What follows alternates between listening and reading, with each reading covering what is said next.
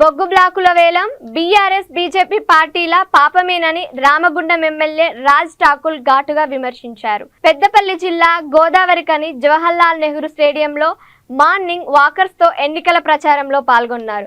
సరదాగా చిన్నారులకు కరాటే క్లాసులు చెప్పారు. దేశవ్యాప్త ప్రభుత్వ రంగ సంస్థలను ప్రైవేటు పరం చేసేందుకు మోడీ ప్రభుత్వం అడుగులు వేస్తోందన్నారు. సంపదను అదానీ అంబానీలకు కట్టబెట్టి కార్పొరేట్ వ్యవస్థలను పెంచి పోషిస్తున్నారని ఆగ్రహం వ్యక్తం చేశారు.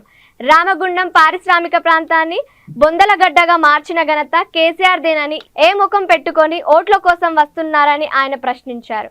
కాంగ్రెస్ పార్టీ ఏ విజన్ ఉందని రాహుల్ గాంధీ నాయకత్వాన్ని బలపరచాలని ఆయన కోరారు.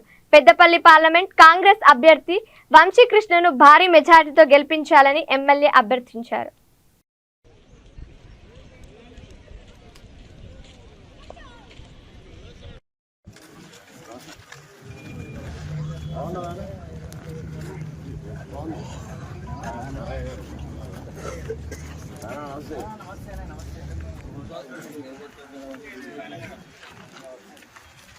అయిపోయిందా మీ యోగాసనం వాకింగ్ అయిపోయింది.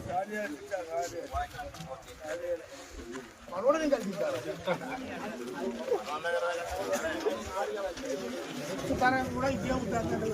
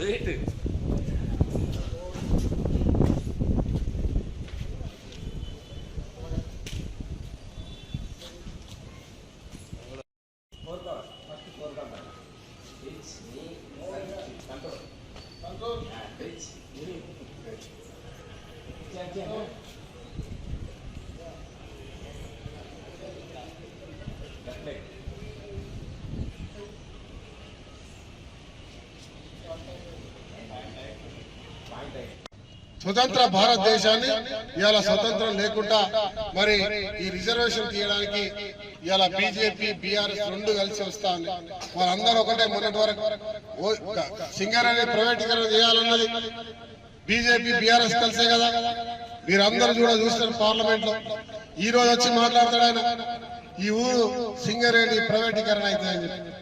సిగ్గుందా నోరా, ఆ తాటి మట్టనా నాలుగనా అని అడుగుతున్నారు. మీరందరూ కూడా గమనించాలి.